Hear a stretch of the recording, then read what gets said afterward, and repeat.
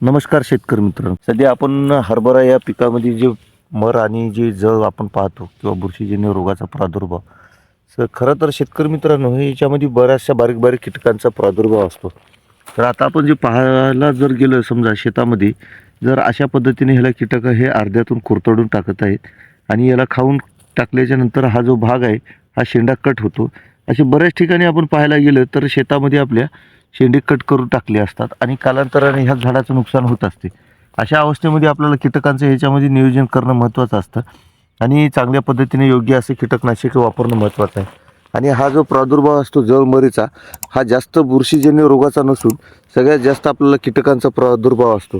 तर हे जे अवशेष असतात हे जे आपल्या जमिनीतली हे जमिनीमध्ये अवशेष खाण्यासाठी येत असतात ते, आणि अशाच पद्धतीने हे आपल्या पिकाला खात असतात आणि नवीन शेंडे हे आपले कुरतडून कोवळे काय असतात तो भाग आपला खाऊन टाकतात आणि अशा पद्धतीने आपली मर लागते. ह्याच्यामध्ये आपल्याला फवारणी जी करायची आहे ग्रोथसाठी, चना स्पेशल हे आपल्याला घ्यायचं आहे.